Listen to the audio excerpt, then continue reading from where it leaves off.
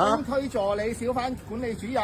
係11111係嗱，唔使震嘅。呢件事，呢件事就係咁簡單。呢件事我哋送貨過嚟，我哋而家人都搬緊，你開張6000蚊嘅條俾我，咁樣得唔得？各位觀眾，今日報道一單阻街爭議事件，事發時間係琴日早上9點幾，一個送貨仔同佢老豆送幾箱水去雜貨店，暫時將貨物擺喺行人路邊等候搬入鋪頭。期間，食環署職員到場，話嗰啲貨物阻塞行人路長達40分鐘，隨即發出6000蚊定額罰款通知書。送貨仔兩父子激動抗議，強調當時正喺度搬貨，質疑職員濫權玩針對。但食環署職員堅持依法辦事，仲話嗰啲貨物長時間冇人處理，已經構成阻街。之後仲建議送貨仔透過法律程序提出爭議。最終職員完成票控程序離開現場，送貨仔就好不滿裁決，所以將影片放上社交平台，要求網民評下理。就住呢件事啊，我哋認為今次事件反映前線人員執法僵化，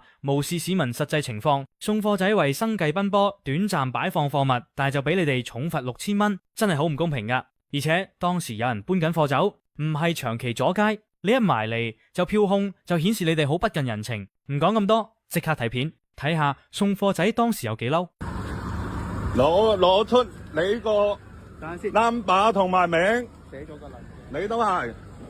嗱，我係東區助理小販管理主任。係11111係嗱，唔使震嘅。呢件事，呢件事就係咁簡單。呢件事我哋送貨過嚟，我哋而家人都搬緊，你開張6000蚊嘅條俾我，咁樣得唔得？嗱，先生，我同事你睇下我老豆係咪搬緊？我老豆係咪搬緊？佢掉落退佢，不叫罰得你錢啊！板度你都冇處理過，就係咁簡單。嗱，我以人都企喺嗰度，冇喺度睇住。需要提出爭議嘅。喺我鋪頭門口，點解我哋人企喺度？你話冇人咧？電話上嚟提出爭議，上去東區裁判法院同個官提出爭議，就係咁簡單。嘢同你講晒㗎啦，明唔明白？明唔明白？唔明白，你冇解釋清楚。我解釋清楚㗎啦。我點解罰佢？你講。點解罰佢？點解罰佢？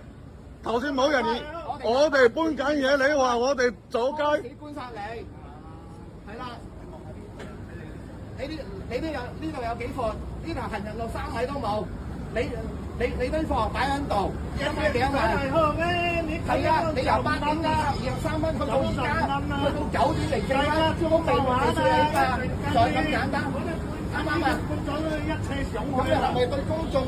人哋搬緊嘢，你話呢啲要阻街？你睇下老人家揸住拐杖等緊你啊，就要俾開你啊，就係要俾開啲貨去行啊，咁係咪對公眾造成阻礙啊？就係咁簡單，唔緊要㗎。嗱，需要我哋而家俾翻個定額罰款通知你，你需要提出爭議嘅，你可以。你哋呢啲仆街。根據個別嘅電話號碼打電話上去提出爭議，上去東區裁判法院。法官提出爭議，我哋依法辦事。我哋可以就係咁簡單。我哋要提供下俾你㗎啦，就係咁簡單。